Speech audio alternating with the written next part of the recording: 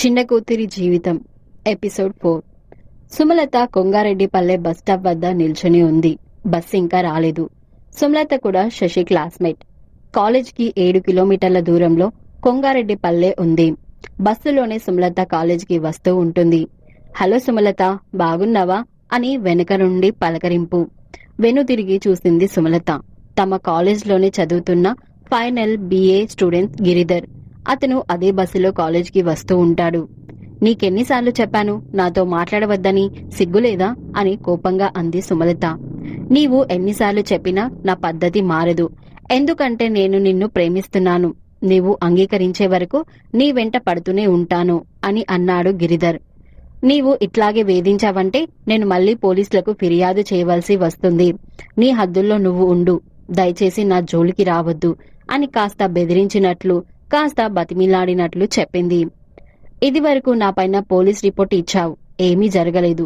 ఈసారి కూడా అదే జరుగుతుంది. నువ్వు నన్ను ఏమీ చేయలేవు. కాబట్టి మర్యాదగా నేను చెప్పినట్లు విను అని హెచ్చరించినట్లు మాట్లాడాడు గిరిధర్. ఇంతలో బస్సు వచ్చింది. ఇద్దరు బస్సు ఎక్కారు. మిగతా ప్రయాణికులు కూడా ఎక్కారు. బస్సులో కూడా సుమలతను తన వెకిలి మాటలతో విసిగించడం మొదలుపెట్టాడు గిరిధర్. బస్సులో ఉన్న వాళ్ళు అతని గొడవను ఎంజాయ్ చేశారే తప్ప ఎవరూ వారించలేదు. సుమలతకు గిరిధర్ ఒక కొరకరాని కొయ్యగా తయారయ్యాడు. అతనంటే తనకు ఏమాత్రం ఇష్టం లేదు. పైపెచ్చు ఏవగింపు. అతని ఎలా వదిలించుకోవాలో తెలియకుండా సతమతమవుతూ ఆలోచనలో పడింది. ఇదివరలో తండ్రితో పాటు పోలీస్ స్టేషన్కు వెళ్లి అతని మీద రిపోర్ట్ కూడా ఇచ్చింది. కాని పోలీస్ సిబ్బంది తేలిగ్గా తీసుకున్నారు. తననే మందలించి పంపించారు. తన బంధువులతో కూడా చెప్పించింది. వాళ్ళు చెప్పిన తర్వాత కొన్ని రోజులు సైలెంట్ గా ఉండిపోయాడు. కాని మళ్ళీ ఇప్పుడు దెయ్యంలాగా వెంటాడుతున్నాడు. ఏం చేయాలో దిక్కు తోచకుండా ఉంది. బస్సు కాలేజ్ దగ్గర ఆగింది. క్లాసులు ఆరంభం కావడానికి ఇంకా కాస్త టైం ఉండడంతో వెయిటింగ్ రూమ్ కు వెళ్ళిందామే. అక్కడ తన క్లాస్మేట్ విమల కనబడింది. విమల, ఇలా రా అంటూ పిలిచింది. విమల దగ్గరకు వచ్చింది. ఆమెకు తన గోడు చెప్పుకుంది. అప్పుడు విమల ఒక సలహా ఇచ్చింది. విజయ్ వాళ్ళ నాన్న పోలీస్ ఆఫీసర్. ఆమెకు చెప్పు ఆ విషయం. ఇక ఆయన చూసుకుంటాడు వాడి కదా అని అంది. ఇంతలో విజయ బ్యాచ్ వాళ్ళు వెయిటింగ్ రూమ్ లోకి వచ్చారు. వెంటనే విజయ, నీతో మాట్లాడాలి అని ఆతృతగా అంది సుమలత. ఏమిటి విషయం అని ప్రశ్నించింది విజయ. ఇంతలో బెల్ కొట్టారు. లేడీస్ వెయిటింగ్ రూమ్ నుండి అందరూ క్లాసులకు బయలుదేరారు. క్లాసులు అయిపోయిన తర్వాత మాట్లాడుకుందాం అంది సుమలత. మధ్యాహ్నం లంచ్ సమయంలో విజయను పక్కకు పిలిచింది. మళ్లీ విమలకు చెప్పినట్లే తన బాధను విజయకు చెప్పింది సుమలత. విమలకు చెప్పాను, ఆమె నీకు చెప్పమంది. మీ నాన్న పోలీస్ ఆఫీసర్ అంట కదా, నా బాధను మీ నాన్నగారికి చెప్పవా అని బ్రతిమిలాడుతూ అడిగింది. అట్లాగే, సాయంత్రం కాలేజీ అయిపోయిన తర్వాత మా ఇంటికి ఇద్దరం వెళ్దాం. నాన్నగారికి చెప్దాంలే, ఏం భయపడకు అని భరోసా ఇచ్చింది విజయ. ఏమోనే, నాకు భయంగా ఉంది. ఈ విషయం మనిద్దరి మధ్య ఉంటే బావుంటుంది. ఎవరికి చెప్పకు అని అంది సుమలత. అట్లాగే అంటూ మళ్లీ మధ్యాహ్నం క్లాసులకు బయలుదేరారు ఇద్దరు. సాయంత్రం కాలేజీ అయిపోగానే విజయ తన బ్యాచ్ తో కాకుండా సుమలతతో ముందుగానే వెళ్ళింది. ఇల్లు చేరుకోగానే సుమలతకు కాఫీ, స్నాక్స్ ఇచ్చి కాసేపు కూర్చో, నాన్నగారు వచ్చే టైం అయింది అంటూ తాను సోఫాలో కూర్చుంది. దాదాపు అరగంట అయిన తర్వాత ప్రభాకర్ రావు ఇంటికి వచ్చాడు. నాన్న, ఈమె నా క్లాస్మేట్ సుమలత. తనను ఈటీజింగ్ చేస్తున్న వాడి గురించి మీకు చెప్పాలనుకుంటుంది. మీరు గట్టిగా యాక్షన్ తీసుకోవాలి నాన్న. ఇటువంటి వాళ్ళను ఉపేక్షించకూడదు అని అంది విజయ. సుమలత వైపు చూస్తూ, చెప్పవే నాన్నకు నీ కథంతా అని అంది. ప్రభాకర్ రావుకు తన కథంతా చెప్పింది సుమలత. ఏం భయపడవలసిన పని లేదమ్మా, నేను చూసుకుంటానులే, నువ్వు ప్రశాంతంగా ఇంటికి వెళ్ళు అంటూ సెంట్రీకి సుమలతను బస్సు ఎక్కించి రమ్మని చెప్పాడు. మరుసటి 2 రోజులు బస్టాప్ వద్ద అదే ఫాలోయింగ్, అదే రకమైన వేధింపులు.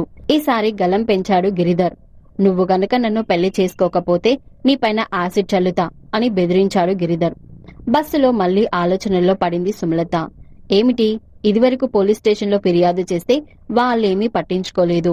ఇప్పుడు విజయ్ వాళ్ళ నాన్నగారికి చెప్పినా ఎలాంటి ఫలితం లేదు. ఏం చేయాలి, ఎలా ఈ రాక్షసుని వదిలించుకోవాలి అని చాలా మదన పడుతూ పరధ్యానంగా శూన్యంలోకి చూస్తూ కూర్చుండిపోయింది సుమలత. 3వ రోజు మామూలుగా బస్టాప్ వద్దకు వచ్చింది. బస్సు ఇంకా రాలేదు. వెయిట్ చేస్తూ ఉంది. అయితే గిరిధర్ కనబడలేదు. కాసేపటికి బస్సు వచ్చింది. సుమలత బస్సు ఎక్కింది. బస్సు కదిలే టైంలో ఎక్కడి నుంచైనా ఊడిపడొచ్చు ఈ రాక్షసుడు అని అనుకుంటూనే కూర్చుంది. ఏమ్మా, నీ స్నేహితుడు ఈరోజు రాలేదా అని మామూలుగా రోజు అదే బస్సులో ప్రయాణం చేసే ప్రయాణికులు సుమలతను అడిగారు. స్నేహితుడా పాడా, నా పాలిట రాక్షసుడు వాడు అని మనసులోనే తిట్టుకుంది. వాళ్ళకేమీ సమాధానం ఇవ్వకుండా మౌనంగా ఉండిపోయింది. మరలా ఆలోచనలో పడింది. పోలీసులు నిజంగానే యాక్షన్ తీసుకుని ఉంటారా? విజయ నాన్నగారి ప్రమేయం ఫలించి ఉంటుందా? అసలు ఆయన జోక్యం చేసుకుని ఉంటాడా అని ఆలోచిస్తూ ఉండిపోయింది. ఏది ఏమైనా ఇప్పుడు తను ప్రశాంతంగా ప్రయాణిస్తోంది. మనసులో ఎటువంటి అలజడి లేదు. ఇన్ని రోజులు ముళ్ళ సీటు మీద ప్రయాణిస్తూ ఉంది. ఇప్పుడు హాయిగా ఉంది. మరుసటి రోజు కూడా గిరిధర్ కనబడలేదు. సుమలత ఊహించినట్లుగానే పోలీస్ సిబ్బంది తనదైన శైలిలో గిరిధర్ కు ట్రీట్మెంట్ ఇచ్చారు. దాని ప్రభావమే గిరిధర్ బస్టాప్ వద్ద కనబడకుండా పోవడం. ఆ రోజు సోమవారం రాత్రి 7 గంటలు. సుమలత ఇంట్లో టీవీ చూస్తోంది. కాసేపటికి వీధిలో అలజడి. సుమలత కిటికీలోంచి చూసింది. గిరిధర్, అతని బంధువులు, స్నేహితులు దాదాపు 15 మంది దాకా రాగా వాళ్ళింటి ముందర నిలబడి గొడవ చేస్తున్నారు. రావే, బయటికి రా, నీ అంతు చూస్తా.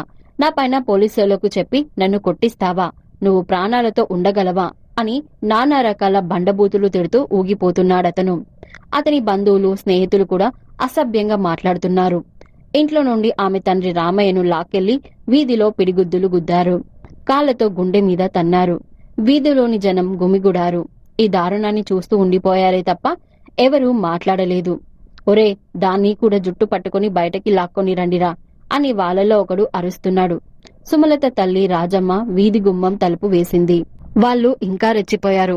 ఇంతలో రామయ్య స్నేహితులు, ఆ వీధిలోని మిగతా వాళ్ళు చొరవ తీసుకుని గిరిధర్ మూకతో తలపడడంతో తోక ముడిచింది గిరిధర్ గుంపు. సుమలత మనసు అతలాకుతలమైంది. ఏదైతే జరగకూడదని ఊహించిందో అదే జరిగింది. తన తండ్రిని వాళ్ళు వీధిలో అలా కాళ్లతో తన్నడాన్ని చూసి తట్టుకోలేకపోయింది. తను తన తల్లి బోరున ఏడుస్తూ ఉండిపోయారు. రామయ్య స్నేహితులు ఆయనకు తగిలిన దెబ్బలకు ప్రథమ చికిత్స చేస్తున్నారు. రామయ్య దెబ్బల బాధతో మూలుగుతూ ఉన్నాడు. ఏమ్మా, వాడితో నీకు ఎన్నాళ్ల నుండి పరిచయం అని అడిగాడు రామయ్య స్నేహితుడు గోవర్ధనరావు. పరిచయం ఏమీ లేదు. వాడే నన్ను ప్రేమిస్తున్నానని వెంట పడుతున్నాడు. ఎన్నిసార్లు చెప్పినా వినకుండా ఉన్నాడు. ఇదివరలో నాన్నతో వెళ్లి పోలీస్ స్టేషన్లో కూడా ఫిర్యాదు చేశాం అని చెప్పుకొని వచ్చింది సుమలత. మాకు కూడా చెప్పుండాల్సింది కదమ్మా, మేమే ఏదో ఒకటి చేసుండేవాళ్లం కదా. విషయం ఇంత దూరం ఎందుకు తెచ్చారు అని అన్నాడు మాధవయ్య. అప్పటికే రాత్రి 11 గంటలైంది.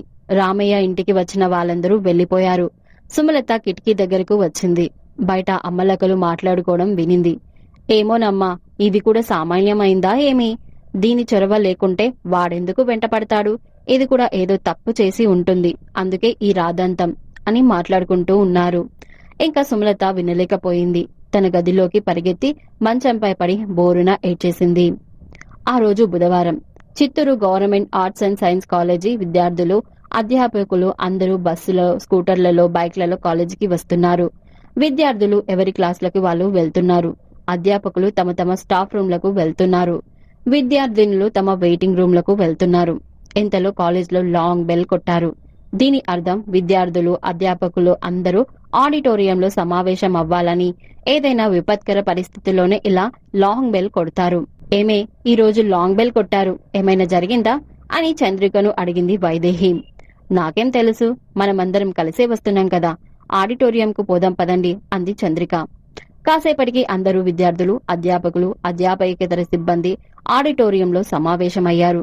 ఈ రోజు మనకు దుద్దినం.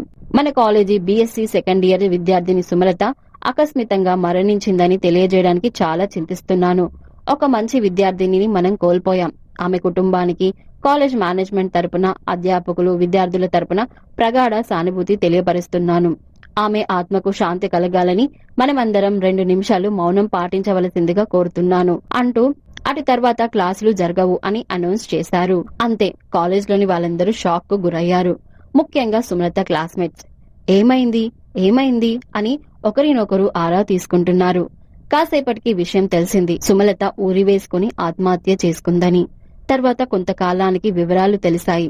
కొంగారెడ్డిపల్లెలో సుమలత ఇంటి దగ్గర గొడవలు జరిగాయని, అందుకే సుమలత అవమానం భరించలేక ఆత్మహత్య చేసుకుందని, గిరిధర్ ఆ తర్వాత ఎక్కడ కనబడలేదని తెలిసింది. మరి ఆ తర్వాత ఏం జరిగిందో తెలుసుకోవాలి అంటే నెక్స్ట్ ఎపిసోడ్ వినాల్సిందే. మీకు ఈ స్టోరీ నచ్చితే ప్లీజ్ అండి లైక్ చేసి షేర్ చేసి సబ్స్క్రైబ్ చేసుకోండి. అలాగే ఇక మీదట వచ్చే కొత్త కొత్త స్టోరీస్ ని కూడా ఇలాగే ఆదరిస్తారని కోరుకుంటున్నాను.